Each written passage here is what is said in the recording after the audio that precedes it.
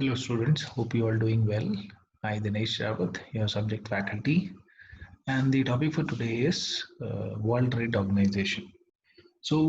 Previous lecture में हमने discuss करा था the WTO कब सेटअप हुआ, उससे पहले जो गैट था उसके रूल्स एंड WTO के एग्रीमेंट्स कौन कौन से डिफरेंट एग्रीमेंट्स हैं एंड मेनली हमने डिस्कस करे मल्टीलेटरल एग्रीमेंट्स जिसमें हमने trips, then you have trims, then you have GATS, GATS, and then you have dispute settlement mechanism of WTO.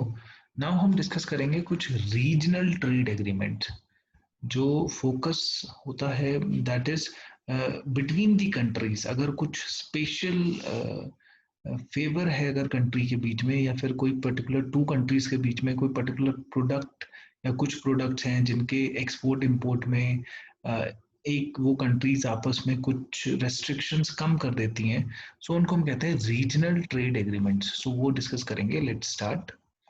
So first these are the references, world bank website and WTO website. So regional trade agreement, ये जैसे आपको पता है WTO में WTO का foundation जो है that is the agreements. Agreements जो होते हैं बिटवीन द मेंबर कंट्रीज, सो वो फाउंडेशन है। उन एग्रीमेंट्स में रूल्स, क्लियरली रिटन रूल्स होते हैं जो कंट्रीज को फॉलो करने होते हैं। A regional agreement, a regional trade agreement is a treaty between two or more governments that define the rules of the trades for all the signatories. So it is a treaty between two or more countries, and the treaties has certain rules which has to be followed by the countries. Non discrimination is the core principle of WTO। जैसे हमने WTO में previous lecture में पढ़ा कि countries के बीच में कोई डिस्क्रिमिनेशन नहीं होना चाहिए, कोई इन्वेस्टमेंट से रिलेटेड कोई ऐसे मेजर नहीं होने चाहिए जो हिंड्रेंस क्रिएट करें, इंटेलेक्चुअल प्रॉपर्टी का कोई डिस्प्यूट नहीं होना चाहिए, ट्रेड इन सर्विसेज से रिलेटेड जो है सर्विस या सर्विस प्रोवाइडर्स को सेम तरह से ट्रीटमेंट होनी चाहिए। So non discrimination is the core principle of WTO। Members have committed in general not to favor only one trading partner। तो किसी एक ट्रेडिंग कंट्री को फेवर नहीं हो सकता है, आप सबको इक्वली ट्रीट करते हैं। लेकिन इसमें एक एक्सेप्शन जो है दैट इज RTA, जिसे हम कहते हैं regional trade agreements. Regional trade agreements refer to a treaty that is signed by two or more countries to encourage free movement of goods and services across the border of its member। सो दो country के बीच में या दो से ज्यादा country के बीच में ऐसी ट्रीटी साइंड है जिसमें free movement of goods and services है उन दोनों कंट्रीज के बीच में अक्रॉस द बॉर्डर, तो उसको हम कहते हैं regional trading agreement. The agreement comes with the internal rules that the member countries follow। तो ये दोनों कंट्रीज जिनके बीच में RTA है वो दोनों फॉलो करेंगे वो रूल्स, या फिर जो जो भी कंट्रीज हैं जिनके बीच में RTA है वो फॉलो करेंगे वो रूल्स, और वो रूल्स जो दूसरी बाहर वाली कंट्रीज है उनके लिए एप्लीकेबल नहीं है। सो इसे हम कहते हैं regional trading agreements. So these are an exception, क्योंकि नो डिस्क्रिमिनेशन फाउंडिंग प्रिंसिपल है WTO का, लेकिन इन एग्रीमेंट्स में there is slight favour towards one country. Regional trading agreements RTA seem to compete with the WTO। Yes, compete करता है, but often they can actually support WTO multilateral trading agreement। So जो ultimate purpose है WTO का कि free trade होना चाहिए countries के बीच में, उसको वो support करता है।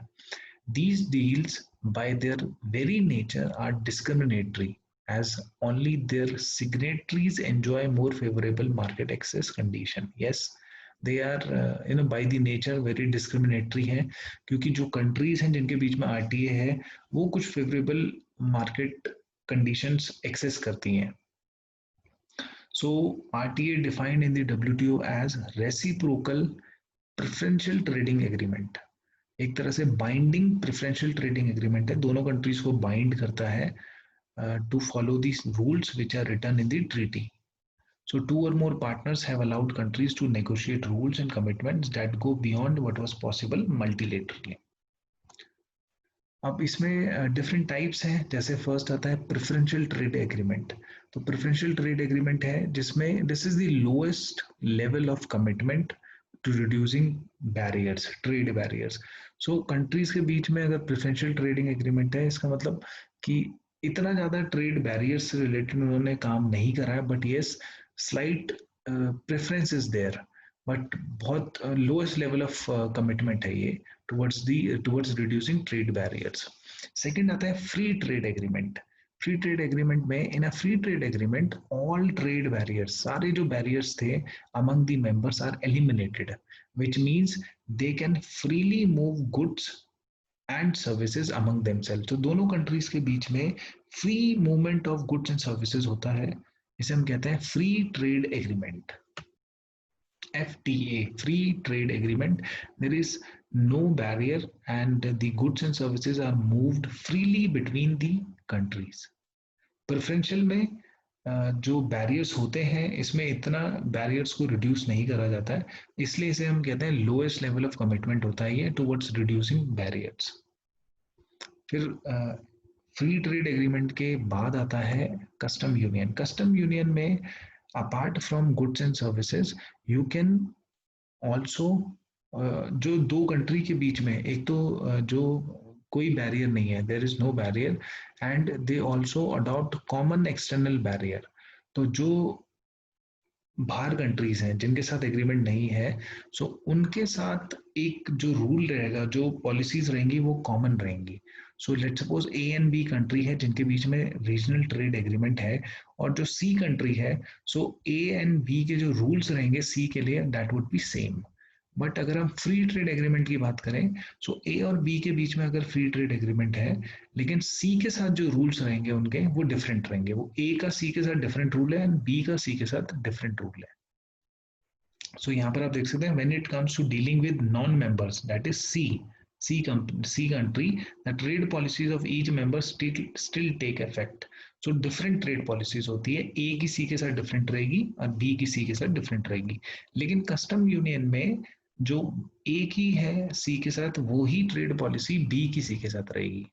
फिर आता है कॉमन मार्केट में। कॉमन मार्केट में apart from goods and services, when you are able to move resources among themself freely, तो उसे हम कॉमन मार्केट कहते हैं। तो common market is a type of trading agreement wherein members remove internal trade barriers, adopt common policies when it comes to dealing with non-members, and allow members to move resources. So custom union से एक step further जाते हैं। So common policies हैं सी country के लिए, लेकिन उसके साथ साथ A and B movement of resources भी फ्री है। So apart from good and services, resources like human resources भी हैं, तो दे कैन मूव फ्रीली। उसके बाद एक और step further, economic union. Apart from goods and services and resources, there is also one common currency. जैसे European Union है आपका, जहाँ पर यूरो एक कॉमन करेंसी है, सो एक कॉमन करेंसी भी आ जाती है, so that is called economic union. So आपने देखा रीजनल ट्रेड एग्रीमेंट में सबसे पहले आता है प्रेफरेंशियल ट्रेड एग्रीमेंट, फिर आता है फ्री ट्रेड एग्रीमेंट, फिर आता है कस्टम यूनियन, जिसमें एक कॉमन एक्सटर्नल पॉलिसी हो जाती है कि जो कंट्री ए एंड बी का है, जो ए का सी के साथ है वही पॉलिसी बी का सी के साथ होता है। एंड कॉमन मार्केट में apart from common policy, apart from goods and services, there is also movement of free movement of resources. Economic union में इन सबके साथ साथ एक कॉमन करेंसी भी आ जाती है उन सबके बीच में, सो इसे कहते हैं इकोनॉमिक यूनियन। कुछ एग्जाम्पल हम देख लेते हैं। सबसे पहले अगर हम फ्री ट्रेड एग्रीमेंट की बात करें, तो हमारा पहला आता है बहुत ही famous North American free trade agreement, जिसको हम कहते हैं NAFTA, North American free trade agreement. So ये देख सकते हैं आप, agreement name is NAFTA, goods and services cover करता है। ये कब आया था? 1992 में, डेट ऑफ एंट्री 1994। कौन सी कंट्रीज है इसमें? Canada, Mexico, United states. Free trade agreement है ये। सेकंड हम देखते हैं, अब आपने न्यूज में देखा होगा कि ट्रम्प एडमिनिस्ट्रेशन नाफ्टा के फेवर में नहीं थी, सो उन्होंने एक नया एग्रीमेंट सजेस्ट करा जिसका नाम है USMCA, that is United state Mexico Canada agreement. So NAFTA का नेम चेंज कर दिया और कुछ जो एग्रीमेंट के रूल्स हैं वो चेंज करे, और नया इसको एग्रीमेंट को नेम दिया, that is called USA, United States Mexico Canada agreement, USMCA. Goods and services है 2018 में सिग्नेचर हुआ एंड डेट ऑफ फोर्स क्या है, that is July 2020। Canada, Mexico, United states of America जो भी कंट्रीज हैं, फ्री ट्रेड एग्रीमेंट। फिर economic, European economic area, so this is economic integration है ये, यूरोपियन इकोनॉमिक एरिया। सो यूरोप की जो कंट्रीज हैं वो इंक्लूडेड है इसमें। कब आया था ये, 1994 में केम इनटू फोर्स। रिसेंट जो आए हैं कुछ, the regional trading agreement, that is regional trade agreement RTA. अभी जो date of notification you can see सितंबर में, जो अभी this month itself, that is United State USMCA. फिर उसके बाद अगर हम यूरोपियन यूनियन एंड वियतनाम के बीच में है, जुलाई 2020 में आया goods and services. Peru and Australia के बीच में RTA, then European Union Singapore, then Chile and Indonesia RTA. So these are some of the latest RTA which are which came into being existence in 2020 itself. Indian context में अगर हम RTA की बात करें तो एक है एशियान, जिसे हम कहते हैं Association of South East Asian Nation, ASEAN 2009 में सिग्नेचर हुआ था, 14 डेट ऑफ सिग्नेचर। उसके बाद आपका date of entry into force, goods and service, GS is goods and services. So services का 2015 में आया एंड कंट्रीज देख सकते हैं आप, Myanmar, Cambodia, Indonesia, then you have Malaysia, Lao People Democratic Republic, Philippines, India. So first regional trade agreement is ASEAN, Indian context में free trade agreement की category है इसकी। फिर आप देख सकते हैं इंडिया एंड अफगानिस्तान के बीच में है ये, sorry this is एप्टा, Asia Pacific trade agreement. So goods and services, this is between India, Bangladesh, Korea, Republic of Lao People Democratic Republic and Sri Lanka. So that is called APTA, Asia Pacific Trade Agreement. This is also one of the regional trade agreement. India Afghanistan के बीच में है। So India Afghanistan agreement name 2003 में came into force। Afghanistan and India bilateral है ये, and partial scope मतलब कुछ products होते हैं particular, तो नॉट ऑल प्रोडक्ट्स, कुछ प्रोडक्ट्स होता है, इसलिए इसका नाम पार्शियल स्कोप एग्रीमेंट है। इंडिया एंड जापान के बीच में 2011 में आया, बायलेटरल फ्री ट्रेड एग्रीमेंट है इंडिया जापान। फिर हम बात करते हैं आप कुछ प्रिंसिपल्स जो हैं, जो प्रिंसिपल्स ऑफ ट्रेडिंग सिस्टम, तो जो डब्ल्यूटीओ का प्रिंसिपल्स आप कह सकते हैं, गाइडिंग प्रिंसिपल्स। सो पहला जो हमारा प्रिंसिपल है वो है ट्रेड विदाउट डिस्क्रिमिनेशन। सो कोई डिस्क्रिमिनेशन नहीं होना चाहिए कंट्रीज के बीच में, हर कंट्री को ट्रीट करना है एवरी कंट्री इक्वली। सो इसलिए हम इसे कहते हैं मोस्ट फेवर्ड नेशन। इसके अंदर जो आता है बहुत ही important term from the view point of exam also, most favoured nation, MFN। तो इसका मतलब है treating other people equally. So under WTO agreements, countries cannot normally discriminate between their trading partner. So कोई भी discrimination नहीं हो सकता है किसी भी trading partner के साथ। Grant someone a special favor and you have to do the same to all WTO member. अगर किसी एक को आपने special favor दिया तो सबको special favor देना चाहिए। तो ये most favored nation का जो concept है कि treat करना है हर trading partner को equally. It is so important that it is first article of GATT का ये first article है which governs trade in goods.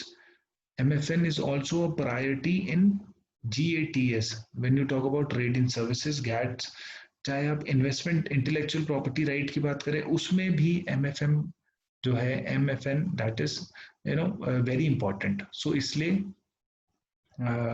trade without discrimination, that is the first principle. इसमें एक आता है MFN. In general, MFN means every time a country lowers a trade barrier, open up a market, it has to do for all the countries, all the trading partners के साथ। अगर किसी के साथ भी वो कुछ भी अगर ट्रेड बैरियर्स को कम करते हैं तो सारी कंट्रीज के साथ करना होता है। सम एक्सेप्शन जैसे हमने डिस्कस करा, RTA रीजनल ट्रेड एग्रीमेंट, वो एक एक्सेप्शन है कि आप बिटवीन कंट्रीज कुछ एग्रीमेंट कर सकते हैं जिसमें उन दोनों कंट्रीज को थोड़ा बेनिफिट होता है। फिर आता है नेशनल ट्रीटमेंट। ये कॉन्सेप्ट भी वेरी इंपॉर्टेंट है। जैसे आपका मोस्ट फेवर्ड नेशन है, वैसे ही नेशनल ट्रीटमेंट। सो इसका मतलब है treating foreigners and locals equally. So चाहे आपका कोई इंपोर्टेड प्रोडक्ट है या लोकली प्रोड्यूस गुड है, should be treated equally. So एक बारी अगर इंपोर्ट के बाद कोई प्रोडक्ट इंडिया में आ गया है, तो आपको उस प्रोडक्ट को सेम ट्रीट करना है एज जो लोकली प्रोड्यूस है। So imported and locally produced goods should be treated equally, at least after the foreign goods have entered the market. The same should apply to foreign and domestic services. अब चाहे वो good है, चाहे services है, और चाहे वो patent, copyright, trademark है, इंटेलेक्चुअल प्रॉपर्टी है। सो सेम ट्रीटमेंट होना चाहिए, इसलिए इसका नाम होता है national treatment. This principle of national treatment, giving others the same treatment as one's own nationals, is also found in, ये आपका गैट में है, गैट्स में है, ट्रिप्स में है। सो इम्पॉर्टेंट है ये हर किसी एग्रीमेंट में। National treatment only applies once a product और सर्विस और intellectual property right, intellectual property has entered the market. अगर वो इंडियन मार्केट में एंटर कर गया तो आपको इक्वली ट्रीट करना है। उससे पहले अगर कस्टम ड्यूटी लगती है, सो वो it is not in violation of this agreement, is this concept. अगर कस्टम ड्यूटी इसलिए इंपोर्ट गुड्स में लगती है, that is not a violation of national treatment. After import duty जब वो एंटर कर जाता है कंट्री में, देन इक्वल ट्रीटमेंट होती है। फिर सेकंड हमारा जो प्रिंसिपल है वो है predictability through binding and transparency. Sometimes promising not to raise a trade barrier can be as important as lowering one. So अगर किसी कंट्री की तरफ से आपका प्रॉमिस है कि यस इतना रूल्स हम फॉलो करेंगे, या फिर ये जो स्पेसिफिक रूल्स है उसको फॉलो करेंगे, आपके पास एक क्लैरिटी आ जाती है किसी भी कंट्री के पास। अगर कंट्री ने ये प्रॉमिस कर रखा है कि for these number of years हम ये एग्रीमेंट फॉलो करेंगे स्ट्रिक्टली, इसका मतलब एक क्लैरिटी है। इस क्लैरिटी की वजह से नए नए बिजनेसेस आते हैं उस कंट्री में, इन्वेस्टमेंट आती है। फिर फ्यूचर अपॉर्चुनिटीज होती हैं कंपनीज के पास। इसलिए predictability is very important. Sometimes promising not to raise a trade barrier can be as important as lowering one. आपने प्रॉमिस कर दिया कि ट्रेड बैरियर्स नहीं इंक्रीज होगा, कोई एक्सपोर्ट इंपोर्ट रेस्ट्रिक्शन नहीं होगा।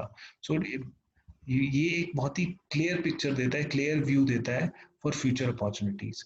तो with stability and predictability, investment is encourage, jobs are created, consumers can fully enjoy the benefits of competition, choice and lower prices. So these are the benefits of when there is stability and predictability. Third आपके पास principle आता है free trade. Lowering trade barriers is one of the most obvious means of encouraging trade. Free trade होना चाहिए countries के बीच में, that is one of the principle. The barriers concerned include custom duties. कौन कौन से बैरियर्स हैं आपके पास? कस्टम ड्यूटीज जिसको हम टैरिफ्स कहते हैं, टैक्सेस। नॉन टैरिफ्स हैं, measures such as import ban हो सकता है, कोटाज हो सकता है, कोई पर्टिकुलर कोटा आपने सेट कर लिया, that restrict quantity selectively. So at first, these focused on lowering tariff, custom duties on imported goods. So by the 1980s, the negotiation has expanded to cover non-tariff barriers. So आपके tariffs जो हैं, चाहे वो और फिर उसके साथ साथ non-tariff barriers भी है, उनको reduce करना, जिससे free trade हो सके. That is one of the most important principle of trading system. So these are the principles. तो इस लेक्चर में हमने डिस्कस करा कि आपके प्रिंसिपल्स क्या क्या हो सकते हैं। फ्री ट्रेड होना चाहिए, फोकस होना चाहिए फ्री ट्रेड पे, बैरियर्स कम होने चाहिए, चाहे वो आपके कस्टम ड्यूटी है, टैरिफ है एंड नॉन टैरिफ बैरियर्स हैं। प्रिडिक्टेबिलिटी होनी चाहिए, तो जिससे स्टेबिलिटी आती है, फ्यूचर अपॉर्चुनिटीज, जॉब्स क्रिएट होती हैं और उसके बाद इन्वेस्टमेंट आती है। तो predictability is very important. Then you have national treatment होनी चाहिए, दोनों एक्सपोर्ट इंपोर्टेड गुड्स और जो लोकली हैं उनमें इक्वली ट्रीट होने चाहिए। मोस्ट फेवर्ड नेशन, किसी भी ट्रेडिंग पार्टनर को कोई एक्स्ट्रा आपको ट्रीटमेंट नहीं मिलती है, ऑल आर ट्रीटेड इक्वली। उसके बाद हम रीजनल ट्रेडिंग एग्रीमेंट को डिस्कस करें इंडियन कंटेक्स्ट में, और जो रिसेंट है कुछ, एंड देन जो वर्ल्ड वाइड जो फेमस रीजनल ट्रेडिंग एग्रीमेंट्स हैं। And types of regional trading agreements में आपने डिस्कस करा preferential trade agreement, free trade agreement, custom union, common market and economic union. So next हम discuss करेंगे world bank, that is also one of the important institution which plays an important role, which had played an important role in the development of international business. So that is all for today. Thank you so much.